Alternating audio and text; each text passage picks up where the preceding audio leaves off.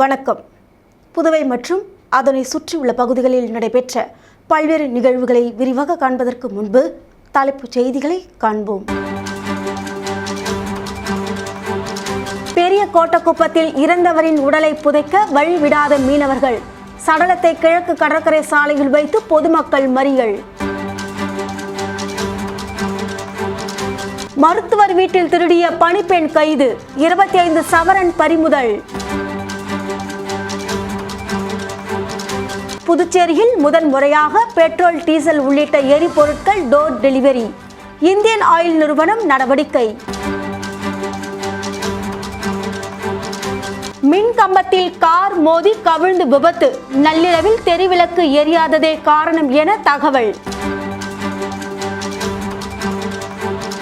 இனி விரிவான செய்திகள். புதுச்சேரி அருகே உள்ள பெரிய கோட்டக்குப்பம் காலனி பகுதியை சேர்ந்த இறந்தவரின் உடலை புதைக்க செல்லும் போது அங்கிருந்த மீனவர்கள் வழி விடாததால் சடலத்தை கிழக்கு கடற்கரை சாலையில் வைத்து பொதுமக்கள் சாலை மறியல் போராட்டத்தில் ஈடுபட்டதால் பரபரப்பு ஏற்பட்டது. புதுச்சேரி அருகே உள்ள பெரிய கோட்டக்குப்பம் பகுதியில் ஆதி திராவிடர் மக்கள் 5000த்திற்கும் மேற்பட்டோர் வசித்து வருகின்றனர்.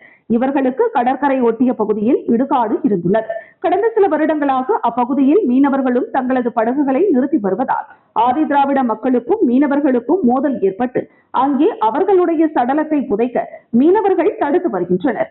இந்த நிலையில் பெரிய கோட்டக்குப்பம் பெரிய மாரியம்மன் கோவில் வீதியை சேர்ந்த 70 வயதான பூமிலிங்கம் என்பவர் இறந்த நிலையில் அவரது சடலத்தை கடற்கரையில் உள்ள இடுகாட்டில் புதைக்க சென்ற போது மீனவர்கள் அவர்களை தடுத்து எச்சரித்துள்ளனர். இதனால் ஆத்திரமடைந்த ஆதி திராவிட மக்கள் கிழக்கு கடற்கரை சாலை கோட்டக்குப்பம் சதுக்கம் அருகே இறந்தவரின் உடலோடு 1 மணி நேரமாக போராட்டத்தில் ஈடுபட்டனர்.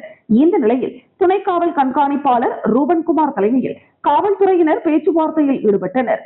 சாலை மறியல் காரணமாக சுமார் 1 கிலோமீட்டர் தூரத்திற்கு வாகனங்கள் நின்றதால் கிழக்கு கடற்கரை சாலையில் போக்குவரத்து பாதிக்கப்பட்டது.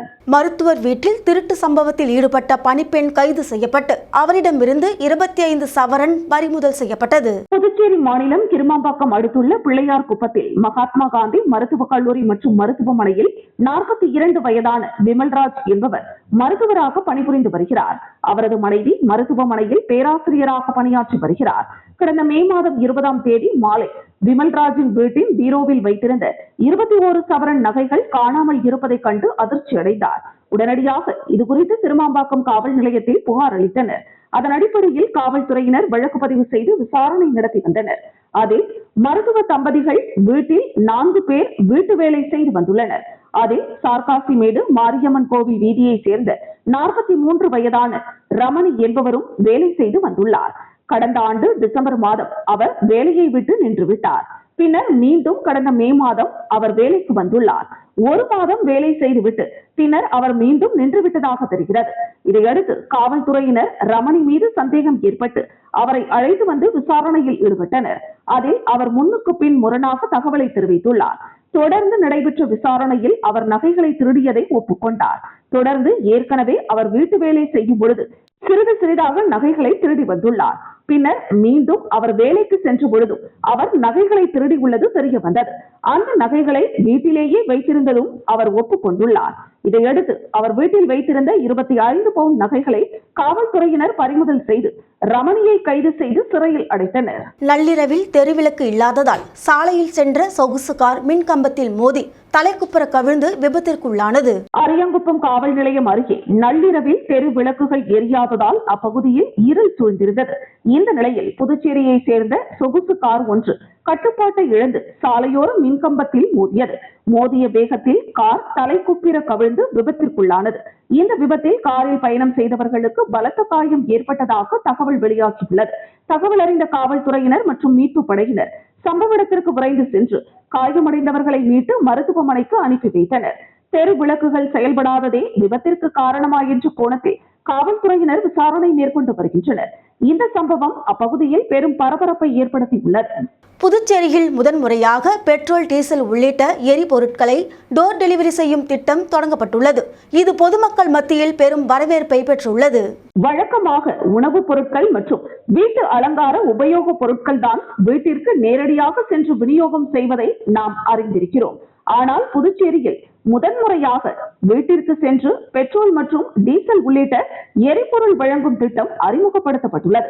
அதாவது பெரிய வணிக நிறுவனங்கள், தொழிற்சாலைகள், மார்க்கெட் பகுதி, பள்ளி, கல்லூரிகள், அரசு அலுவலகங்கள், தனியார் நிறுவனங்கள் உள்ளிட்ட பல்வேறு பகுதிகளில் பயன்படுத்தப்படும் ஜெனரேட்டர் உள்ளிட்டவைகள் மற்றும் மீனவர்கள் பயன்படுத்தும் விசை படகுகள், கனரக வாகனங்கள் உள்ளிட்டவைகளுக்கு பெட்ரோல் மற்றும் டீசல் தேவைப்படும் போது அவர்கள் இருசக்கர வாகனத்தில் பெட்ரோல் பங்கிற்கு சென்று பாதுகாப்பு இல்லாமல் வாங்கி செல்கின்றனர்.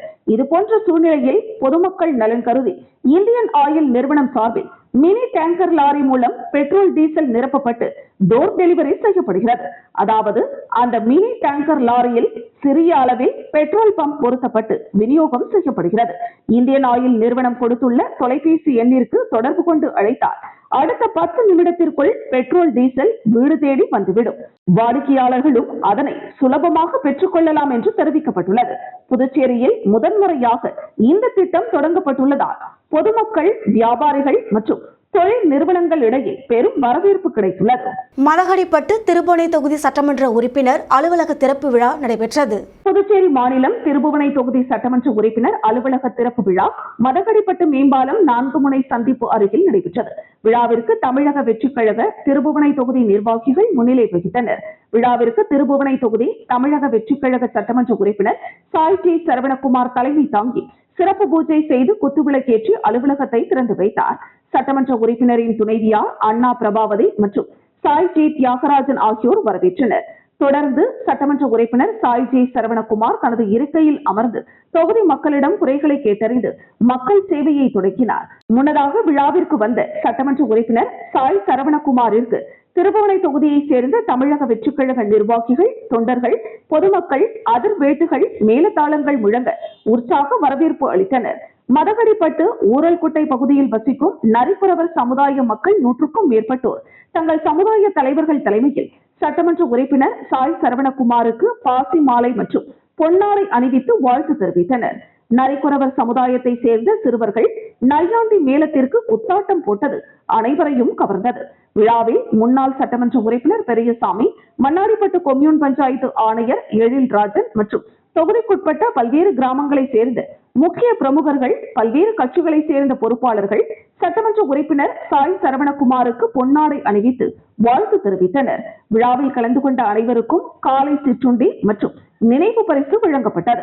பிரசார் பாரதியின் இந்திய பொது சேவை ஒலிபரப்பு ஆகாஷ்வாணி தொடங்கப்பட்டு 90வது ஆண்டு நிறைவு விழா மற்றும் பரிசளிப்பு விழாவில் துணைநிலை ஆளுநர் கைலாஷ்நாதன் கலந்து கொண்டு மாணவ மாணவிகளுக்கு பரிசுகளை வழங்கி சிறப்பித்தார். பிரசார் பாரதியின் இந்திய பொது சேவை ஒலிபரப்பான ஆகாஷ்வாணி தொடங்கப்பட்டு 90வது ஆண்டு நிறைவு விழா, இளைஞர்களை சந்திப்போம் ஒரு புதிய முன்னெடுப்பு என்ற தலைப்பில் நிறைவு விழா மற்றும் பரிசளிப்பு விழா கதிர்காமம் இந்திரா காந்தி மருத்துவக் கல்லூரி மற்றும் ஆராய்ச்சி நிறுவன அரங்கத்தில் நடைபெற்றது.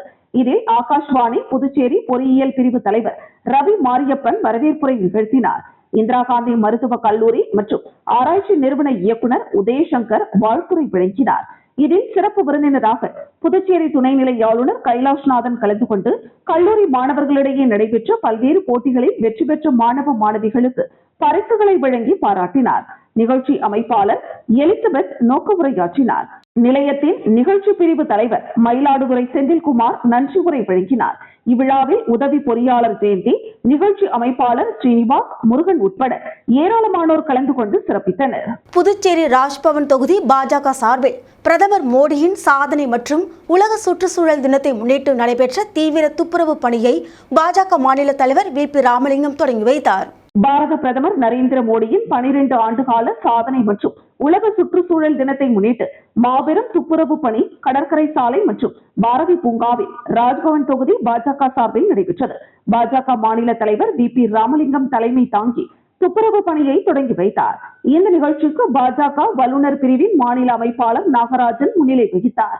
இந்த நிகழ்ச்சியில் மாநில செயற்குழு உறுப்பினர் ஆனந்த கண்ணன், பாஜக நகர மாவட்ட பொதுச் செயலாளர் ஆனந்த பாஸ்கர், நகர மாவட்ட மகளிரணி தலைவி அனுராதா மற்றும் ராஜ்பவன் தொகுதி பாஜக நிர்வாகிகளான ஆனந்தன், மஞ்சினி, கார்த்தி, உதயா, ஆறுமுகம், பிரகாஷ், செல்வம், முருகன், ஆனந்த், கீதா, நாராயணன், முனுசாமி, சின்னத்தம்பி, வர்ஷலா, சுசிலா உள்ளிட்ட நிர்வாகிகள் பலர் கலந்து கொண்டு பாரதி பூங்காவில் உள்ள குப்பைகளை அகற்றினர். திண்டிவனம் அருகே பட்ட பகலில் சலூன் கடைக்குள் புகுந்து வாலிபரை சரமாரியாக வெட்டி கொலை செய்த சம்பவம் பரபரப்பை ஏற்படுத்தியுள்ளது. விழுப்புரம் மாவட்டம் திண்டிவனம் அடுத்த பாம்பூண்டி கிராமத்தை சேர்ந்தவர் 23 வயதான தினேஷ். இவர் திண்டிவனம் அடுத்த தீபனூரில் கடந்த 2 ஆண்டுகளாக சலூன் கடை நடத்தி வருகிறார். இந்த நிலையில் நேற்று பிற்பகல் வழக்கம் போல் சலூன் கடையில் பணியில் ஈடுபட்டுக் கொண்டிருந்தார். அப்பொழுது காரில் வந்த 5 பேர் கொண்ட மர்ம கும்பல் சலூன் கடைக்குள் புகுந்து தினேஷை சரமாரியாக கத்தியால் வெட்டிவிட்டு அங்கிருந்து தப்பி சென்றுள்ளது. அவரது அலறல் சத்தம் கேட்டு அக்கம் பக்கத்தினர் ஓடி வந்து ரத்த வெள்ளத்தில் கிடந்த தினேஷை மீட்டு சிகிச்சைக்காக திண்டிவனம் அரசு மருத்துவமனையில் அனுமதித்தனர். அங்கு அவரை பரிசோதித்த மருத்துவர்கள் அவர் வரும் வழியில் இறந்துவிட்டதாக தெரிவித்தனர். தகவல் அறிந்து சம்பவ இடத்திற்கு ரோசனை காவல்துறை ஆய்வாளர் மோகன்ராவ், உதவி ஆய்வாளர் ராஜி மற்றும் காவல்துறையினர் சென்று தினேஷின் உடலை பிரேத பரிசோதனைக்காக முண்டியம்பாக்கம் அரசு மருத்துவக் கல்லூரி மருத்துவமனைக்கு அனுப்பி வைத்தனர். அப்பகுதியில் பதிவாகிய சிசிடிவி காட்சிகளை கைப்பற்றி காவல்துறையினர் விசாரணையை துவக்கியுள்ளனர். தினேஷிற்கு அப்பகுதியில் உள்ள வேறு யாரிடமாவது முன்விரோதம் இருந்ததா, வேறு ஏதேனும் காரணமா என தீவிர விசாரணை நடத்தி வருகின்றனர். சிசிடிவி காட்சிகளில் பதிவாகியுள்ள காரின் எண்ணை வைத்து கொலையாளிகளை அடையாளம் காணும் முயற்சியில் காவல்துறையினர் ஈடுபட்டுள்ளனர். விழுப்புரம் சரக டிஐஜி அருளரசு சம்பவ இடத்திற்கு சென்று விசாரணை மேற்கொண்டார். சம்பவத்தில் ஈடுபட்ட குற்றவாளிகளை உடனடியாக கைது செய்ய காவல்துறையினருக்கு உத்தரவிட்டார். காவல்துறையினரின் முதற்கட்ட விசாரணையில் சலூன் கடையில் உள்ள தலைமுடி குப்பைகளை கொட்டுவதில் பக்கத்து வீட்டு பெண்ணுக்கும் இவருக்கும் முன்விரோதம் இருந்ததால் அவர் புதுச்சேரியில் இருந்து தனது மகன் மூலம் கூலிப்படையை ஏவி கொலை செய்ததாக கூறப்படுகிறது. மேலும் கொலையாளிகள் சிவப்பு கலர் காரில் வந்ததாகவும் கொலை செய்துவிட்டு திண்டிவனம் வழியாக புதுச்சேரிக்கு தப்பி சென்றதும் தெரிய வந்துள்ளது. இதுகுறித்து காவல்துறையினர் தீவிர விசாரணை நடத்தி வருகின்றனர். பட்ட பகலில் மக்கள் நடமாட்டம் மிகுந்த பகுதியில் சலூன் கடைக்குள் புகுந்து வாலிபர் வெட்டி கொலை செய்யப்பட்ட சம்பவம் அப்பகுதியில் பரபரப்பை ஏற்படுத்தியுள்ளது. விழுப்புரம் மாவட்டத்தை சேர்ந்த பாஜகவினர் 200க்கும் மேற்பட்டோர் அக்கட்சியிலிருந்து விலகி அண்ணாமலையின் மாறுவோம் மாற்றுவோம் என்ற இயக்கத்தில் சேர்ந்தனர். விழுப்புரம் வடக்கு மாவட்ட முன்னாள் தலைவர் ராஜேந்திரன் தலைமையில் மாவட்ட துணைத் தலைவர்கள் சத்யநாராயணன், கோகுல், மாவட்ட செயலாளர்கள் அருள் அரசி, சந்திரலேகா, மண்டல தலைவர் பிரகலாதன் மற்றும் வானூர், மரக்காணம், ஒலப்பூர் ஆகிய பகுதிகளைச் சேர்ந்த ஒன்றிய தலைவர்கள் உட்பட 200க்கும் மேற்பட்டோர் பாஜகவில் இருந்து விலகினர். இதனைத் தொடர்ந்து பாஜகவின் முன்னாள் மாநில தலைவர் அண்ணாமலை துவங்கியுள்ள மாறுவோம் மாற்றுவோம் என்ற இயக்கத்தில் சேர்ந்தனர். சமூக நீதித்துறை அமைச்சர் வன்னிய அரசிடம் திண்டிவனம் தொகுதி மக்கள் கோரிக்கை மனுக்களை வழங்கினர். விழுப்புரம் மாவட்டம் திரௌபதி அம்மன் கோவில் எதிரே உள்ள திண்டிவனம் சட்டமன்ற உறுப்பினர் அலுவலகத்தில் சமூக நீதித்துறை அமைச்சர் வன்னியரசுவிடம் தொகுதி பொதுமக்கள் கோரிக்கை மனுக்களை வழங்கினர். மனுக்கள் மீது உரிய நடவடிக்கை எடுக்கப்படும் என அவர் உறுதியளித்தார். இந்த நிகழ்வில் மாவட்ட செயலாளர் மலைச்சாமி, கருத்தியல் பிரிவு மாநில செயலாளர் சேரன், மண்டல செயலாளர் திலீபன், நகரமன்ற துணைத் தலைவர் ராஜலட்சுமி வெற்றிவேல் உள்ளிட்ட பலர் கலந்து கொண்டனர். மீண்டும் தலைப்புச் செய்திகள்.